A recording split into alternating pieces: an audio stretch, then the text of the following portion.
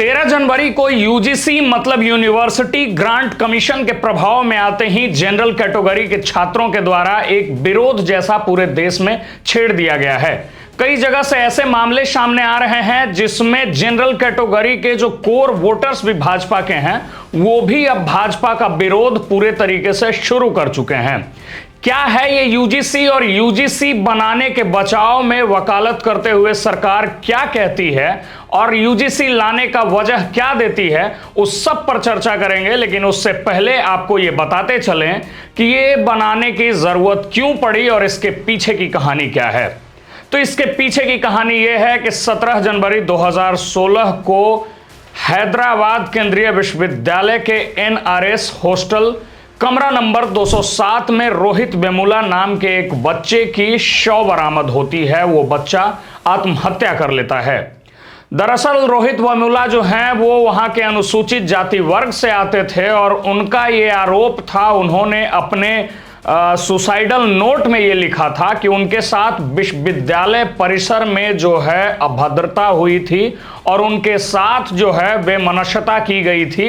दरअसल इस मामले की शुरुआत 2015 में होती है जब छात्र राजनीति के तहत एएसए बनाम एबीवीपी में विवाद शुरू होता है। एएसए का फुल फॉर्म होता है अंबेडकर स्टूडेंट एसोसिएशन और एबीवीपी मतलब अखिल भारतीय विद्यार्थी परिषद। तो एएसए और एबीवीपी के बीच जो है विवाद शुरू होती है। रोहित वेमुला छात्र राजनीति में पूरे तरीके से सक्रिय थे और वो एएसए के एक सक्रिय सदस्य थे। तो एएसए और एबीवीपी के बीच हुए विवाद में 2015 में रोहित वेमुला सहित 5 एएसए के सदस्यों को 5 छात्रों को जो है सस्पेंड कर दिया जाता है हैदराबाद केंद्रीय विश्वविद्यालय के द्वारा। उसके बाद इनका यह कहना होता है कि हमारे साथ यूनिवर्सिटी में सब लोग ऐसा बर्ताव करने लगते हैं जैसे सब लोग हमको अनजान मानते हैं, हमारे साथ अज्ञात जैसा बर्ताव होता है और सब लोग मेरे साथ सौतेला व्यवहार करते हैं। ऐसा रोहित वेमुला ने अपने सुसाइडल नोट में लिखा था।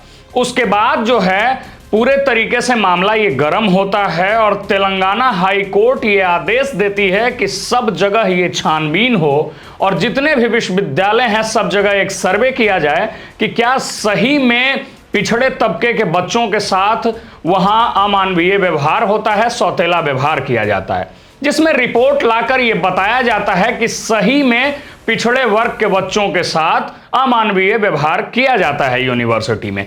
यह तो पहली कहानी हुई।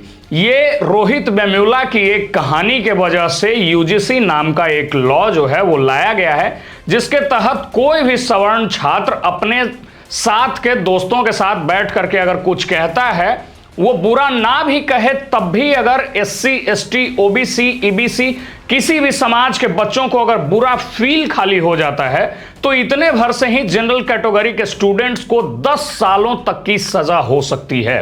रोहित वेमुला की कहानी बिल्कुल ही नहीं होनी चाहिए। ऐसी कोई भी घटना नहीं होनी चाहिए जिसके वजह से कोई छात्र जो कि पीएचडी का स्कॉलर था और हैदराबाद केंद्रीय विश्वविद्यालय में स्कॉलर के तौर पर वहां पीएचडी कर रहा था, रिसर्च कर रहा था, वैसे किसी छात्र के साथ उसका बात छोड़ दिया जाए, किसी भी छात्र के साथ ऐसा नहीं होना चाहिए। ये हम सब मानते हैं, मानवता के आधार पर माना भी जाना चाहिए। लेकिन दूसरी कहानी जो है वो हम आपको सुनाएंगे और आपको ये बताएंगे कि यूजीसी का विरोध आखिर जायज क्यों है, यूजीसी का विरोध क्यों होना चाहिए। तो यूजीसी का विरोध इसलिए होना चाहिए कि यूजीसी छात्रों के बीच विश्वविद्यालयों में पनपने वाली नफरत की वो दीवार है जिसके हरकत में आते ही तमाम लोग अपने दोस्तों को ही जानी दुश्मन मान लेंगे। जो लोग 10-10, 15-15 सालों से साथ रहे हैं, जो मित्रवत भाव से एक दूसरे के साथ रहे हैं, वो जब आपस में बैठेंगे तब खुलकर बात तक नहीं कर पाएंगे।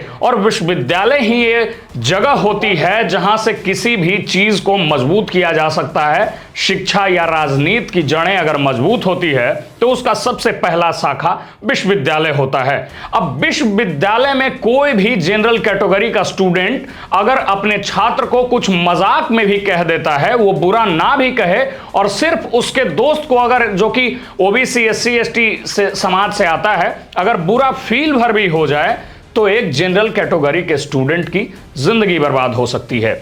इससे पहले एक ऐसे मामले के साथ, एक ऐसी कहानी के साथ आपको लेकर के चलना चाहेंगे जिससे कि आपको पता चलेगा कि कितना घातक यूजीसी जैसे बिल हो सकते हैं।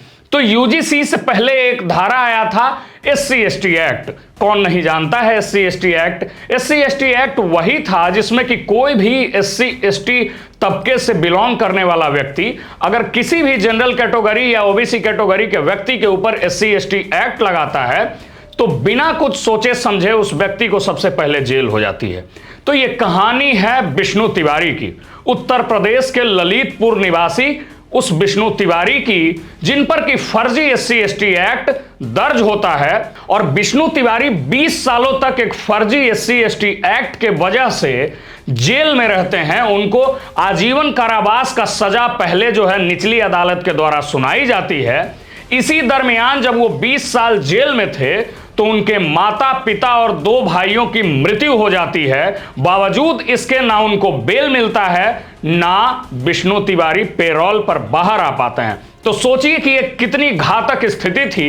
एक व्यक्ति विष्णु तिवारी जो कि जनरल कैटेगरी से आता था और 16 सितंबर 2000 ईस्वी को उसके ऊपर एक SC समाज से आने वाली, अनुसूचित जाति वर्ग से आने वाली एक महिला ने दुष्कर्म का आरोप लगाया और इसी एवज में, उस झूठे आरोप के एवज में उस व्यक्ति के जीवन का 20 साल जेल में बीता।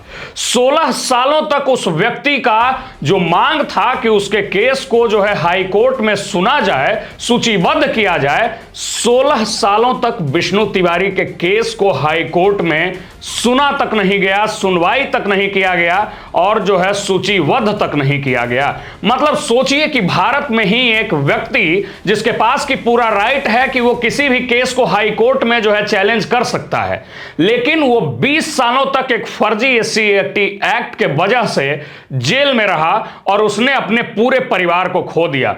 विष्णु तिवारी की इतनी खराब आर्थिक स्थिति हुई कि उसने अपने घर को गिरवी रखते हुए वकीलों का फीस भरा और 20 साल के बाद इलाहाबाद हाई कोर्ट ने यह माना कि उस व्यक्ति के साथ सही में गलत हुआ है और उसको फर्जी SC/ST एक्ट के मुकदमे में फंसाया गया है। मतलब एक व्यक्ति की जवानी चली गई, पूरा परिवार चला गया, पूरा आर्थिक स्थिति डोल गई और तब पता चलता है कि उसके ऊपर फर्जी SC/ST एक्ट दर्ज हुआ था। वही हाल यूजीसी में भी हो सकता है। और जो छात्र इस देश के निर्माण का नींव हो सकते हैं, जो छात्र किसी राज्य के निर्माण का नींव हो सकते हैं, जो किसी भी जगह पर जाकर के किसी समृद्ध जगह डॉक्टर, इंजीनियर बन सकते हैं, IAS IPS अधिकारी बन सकते हैं, कुछ वैसे छात्रों को 10 सालों तक का जेल सिर्फ इसलिए हो सकता है कि उनके बीच का कोई उनका मित्र, कोई उनके साथ का सहपाठी सिर्फ ये कह दे कि इसने मेरी बेइज्जती की है, डिसरिस्पेक्ट की है। तो सोचिए कि यूजीसी कितना काला कानून है और इसके वजह से कितना नफरत विश्वविद्यालयों में फैलेगा, उस विश्वविद्यालय में फैलेगा जहां तमाम वर्ग के बच्चे पढ़ते हैं, बहस करते हैं, साथ उठते हैं, बैठते हैं, खाते हैं, खेलते हैं, पढ़ते हैं और कोई ना कोई अपने अपने कैरियर अपॉर्चुनिटीज को लेकर आगे बढ़ते हैं। फिलहाल इस खबर में इतना ही, लेकिन आपको उस स्थिति के साथ छोड़े जा रहे हैं जिसका आकलन आपको स्वयं करना है कि यूजीसी बिल जो है वो सही है या गलत है। यूनिवर्सिटी ग्रांट कमीशन, जिसके तहत कि किसी भी जनरल कैटेगरी के छात्र के ऊपर जो है कोई भी एलिगेशन लगाकर उसको जो है सजा दिलवा सकता है, उसको उसके यूनिवर्सिटी से निलंबित करवा सकता है और 10 साल तक की सजा दिलवा सकता है। क्या कुछ सहपाठियों के बीच, दोस्तों के बीच विश्वविद्यालयों में ऐसा होना चाहिए? फिलहाल इस खबर में इतना ही। इसी तरह के तमाम अपडेट्स और खबरों के लिए हमारे साथ बने रहें। मेरा नाम रमनीक है, आप देख रहे हैं मीडिया दर्शन। बहुत बहुत धन्यवाद।